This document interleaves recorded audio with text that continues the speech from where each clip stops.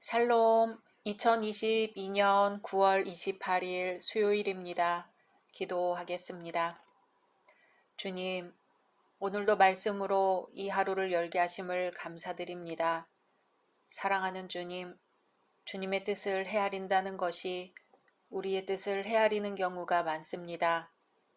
오늘 하루 우리의 뜻을 내려놓고 주님의 뜻에 귀 기울이는 날 되게 하옵소서. 예수님의 이름으로 기도드립니다. 아멘. 오늘의 말씀은 신명기 21장입니다. 네 하나님 여호와께서 내게 주어 차지하게 하신 땅에서 피살된 시체가 들에 엎드러진 것을 발견하고 그 쳐 죽인 자가 누구인지 알지 못하거든. 너희의 장로들과 재판장들은 나가서 그 피살된 곳에 사방에 있는 성읍의 원근을 잴 것이요. 그 피살된 곳에서 제일 가까운 성읍의 장로들이 그 성읍에서 아직 부리지 아니하고 멍에를 매지 아니한 암송아지를 취하여 그 성읍의 장로들이 물이 항상 흐르고 갈지도 않고 씨를 뿌린 일도 없는 골짜기로 그 송아지를 끌고 가서 그 골짜기에서 그 송아지의 목을 꺾을 것이요. 레위 자손 제사장들도 그리로 갈지니 그들은 내 하나님 여호와께서 택하사 자기를 섬기게 하시며 또 여호와의 이름으로 축복하게 하신 자라. 모든 소송과 모든 투쟁이 그들의 말대로 판결될 것이니라. 그 피살된 곳에서 제일 가까운 성읍의 모든 장로들은 그 골짜기에서 목을 꺾은 암송아지 위에 손을 씻으며 말하기를 우리의 손이 이 피를 흘리지 아니하였고 우리의 눈이 이것을 보지도 못하였나이다. 여호와여, 주께서 속량하신 주의 백성 이스라엘을 사하시고 무죄한 피를 주의 백성 이스라엘 중에 머물러 두지 마옵소서. 하면 그 피 흘린 죄가 사함을 받으리니 너는 이와 같이 여호와께서 보시기에 정직한 일을 행하여 무죄한 자의 피 흘린 죄를 너희 중에서 제할지니라. 내가 나가서 적군과 싸울 때에 내 하나님 여호와께서 그들을 내 손에 넘기심으로 내가 그들을 사로잡은 후에 내가 만일 그 포로 중에 아리따운 여자를 보고 그에게 연연하여 아내를 삼고자 하거든 그를 내 집으로 데려갈 것이요. 그는 그 머리를 밀고 손톱을 베고 또 포로의 의복을 벗고 내 집에 살며 그 부모를 위하여 한 달 동안 애곡한 후에 내가 그에게로 들어가서 그의 남편이 되고 그는 내 아내가 될 것이요.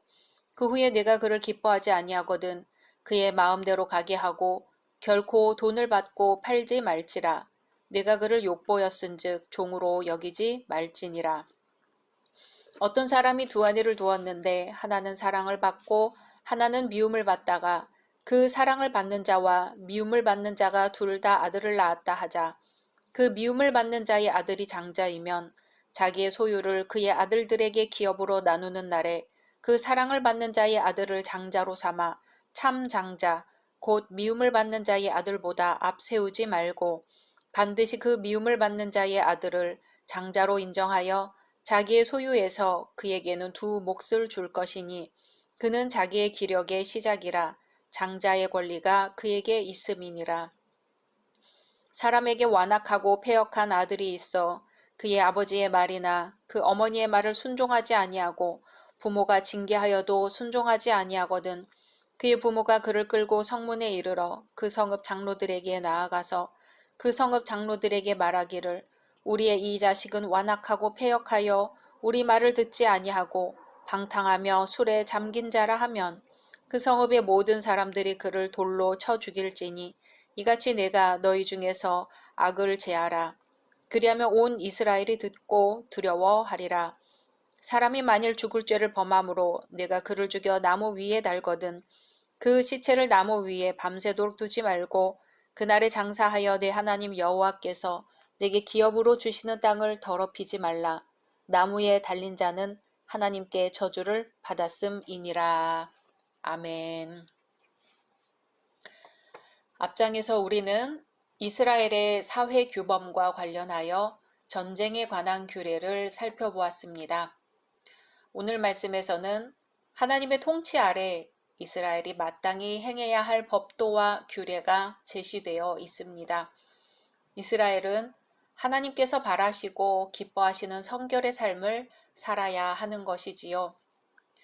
1절에서 9절은 살인사건이 발생했을 때 속죄의식을 행하여 죄악을 제거하는 절차 및 방법에 관한 규례입니다.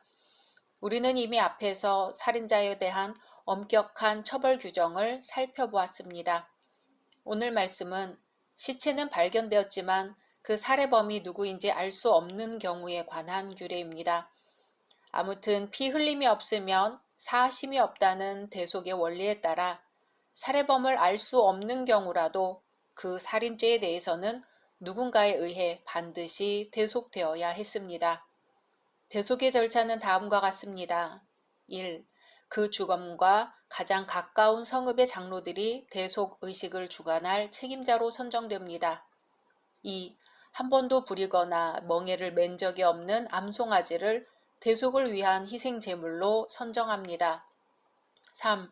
그 송아지를 물이 흐르는 깊은 골짜기로 끌고 가서 잡아 대속의 피를 흘리게 합니다. 4. 마지막으로 장로들은 그 성읍을 대표하여 죽은 송아지 위에서 물로 손을 씻으면서 살인사건과의 무관함을 선언하고 하나님의 사죄를 간구합니다. 이렇게 하여 범인을 모르는 살인사건의 속죄의식은 끝이 납니다. 이것은 우리에게 두 가지 중요한 교훈을 줍니다. 첫째, 어떤 사건에 있어서든 결코 하나님의 공의가 간과되어지지 않는다는 사실입니다. 둘째, 이 속죄의식은 흠없고 죄 없으신 자로서 장차 인간의 죄를 속할 예수 그리스도의 대속사역을 예표한다는 점입니다. 우리는 예수님의 공로로 속죄함을 받은 성도들이기에 무슨 일에 있어서든 하나님의 공의를 거슬러서는 안 될 것입니다. 10절에서 14절은 이스라엘이 전쟁 중 포로로 잡은 여인을 아내로 맞이할 경우 반드시 지켜야 할 규례입니다. 여기서 여인이라 함은 가나안 여인을 제외한 이방 여인을 가리킵니다. 그들을 아내로 삼기 위해서는 먼저 집으로 데려다가 머리와 손톱을 깎고 포로의 의복을 벗게 하며 그 부모를 위하여 1개월 동안 애곡하게 했습니다. 그 이유는 그들로 하여금 포로 되기 전에 섬겼던 우상이나 기타 이방 관습을 청산하게 하기 위함입니다. 만일 이러한 규례가 없었다면 이스라엘은 이방 여인을 그들의 욕정에 따라 취함으로써 그 여인들의 이방 관습에 오염되기 쉬웠을 것입니다. 또 그 결과 이스라엘의 순수성과 여호와 신앙이 약화될 위험에 처했을 것입니다. 이렇게 하여 일단 아내로 삼으려 한 여인에 대해서는 절대 타인에게 돈을 받고 팔지 못하도록 규정합니다. 이것은 곧 포로되었던 여인이라도 인격과 정당한 권리를 존중해주고 보호해주는 처사입니다. 그리고 궁극적으로는 이스라엘의 성적 방종을 막는 것에도 크게 도움이 되었을 것입니다. 15절에서 17절은 장자 상속권에 관한 규례입니다. 당시 사회의 일반적인 관행이었던 일부 다처주의를 전제한 가운데 미움받는 아내의 아들이 장자이며 사랑받는 아내의 아들이 차자인 경우 생길 수 있는 장자 상속권 분쟁을 막기 위해 주어진 규례입니다. 이때 참 장자의 상속권을 반드시 인정해 주어야 한다는 것이죠. 이것은 인간의 사사로운 감정에 입각해 하나님께로부터 부여받은 신성한 권리를 침해하는 그런 잘못을 범하지 못하게 하는 규례입니다. 이 같은 규례는 이스라엘에게 주어진 율법이 결코 탁상 공론이 아니라 그 시대 상황 속에서 절실히 요청되고 실제로 활용될 수 있는 실천 윤리라는 점입니다. 그러므로 오늘날 우리는 하나님의 계명을 대할 때 그 외형적인 틀을 볼 것이 아니라 그 속에 담겨 있는 법 정신을 살펴 그것을 우리들의 삶 속에 적용시킬 수 있는 지혜를 얻어야 할 것입니다. 18절에서 21절은 불효자에 대한 규례입니다. 앞서 나온 장자권 상속에 관한 규례가 부모의 마땅한 도리에 관한 것이라면 불효자에 대한 이번 규례는 부모의 권위를 존중해주는 것이라 할 수 있습니다. 특히 이스라엘 사회에 있어서 부모의 권위는 십계명에서도 보장된 인륜의 제1법칙으로서 하나님의 권위에 근거한 것이었습니다. 그러므로 그러한 부모의 권위를 업신여기거나 모독한 자식은 하나님의 창조 질서를 파괴한 자이자 또한 그 권위의 근원자인 하나님의 절대적 권위를 무시한 자입니다. 그러므로 하나님께서는 이러한 자를 이스라엘 공동체에서 제거하도록 명하셨으며 그 절차는 다음과 같습니다. 즉 부모의 호소가 있을 시 장로들이 유죄 여부를 판단한 후 유죄가 인정되면 온 성읍 주민들이 돌로 그를 쳐 죽이는 것이었습니다. 하지만 이런 행위는 단편적으로만 생각하면 기본 인륜을 저버리는 것으로 오해될 수 있습니다. 왜냐하면 아무리 자식이 패역하다 하더라도 부모가 그를 고발할 수는 없는 일이기 때문이죠.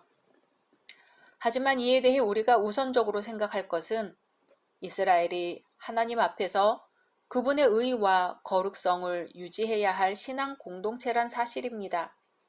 만일 그중 한 명이라도 부패하면 그 죄성은 순식간에 이스라엘 공동체에 전염될 수 있습니다. 그러므로 비록 자식이라 하더라도 더 이상의 훈계와 징계로도 그를 돌이킬 수 없을 경우에는 정죄할 수밖에 없었습니다. 바로 이것이 신앙인만이 가질 수 있는 갈등이자 마땅히 극복해야 할 도전거리입니다. 그러나 부모에게 순종하는 자식을 원한다면 부모가 먼저 하나님의 말씀에 굳게 서서 바른 신앙으로 본을 보이며 말씀으로 바르게 자식들 교육하기를 게을리해서는 안 될 것입니다. 뿌린 대로 거둔다는 소박한 진리를 잊어서는 안 될 것입니다. 22절, 23절은 어떤 사람의 죄가 확실히 드러나 처형하여 그 시체를 나무에 매달았을 경우 마지막 처리에 관한 규례입니다. 이때 시체는 해지기 전에 끌어내려 장사하도록 되어 있습니다. 그 까닭은 부정한 시체를 밤 동안 방치해 둠으로써 하나님의 거룩한 땅이 오염되는 것을 막기 위해서입니다. 하루 동안만 시체를 나무에 매달아 두는 것으로도 사람들에게 죄에 대한 경각심을 불러일으켜 주기에 충분했기 때문입니다. 이처럼 나무에 달린 시체는 훗날 십자가에 달리신 예수 그리스도와 연결시켜 생각해 볼 수 있습니다.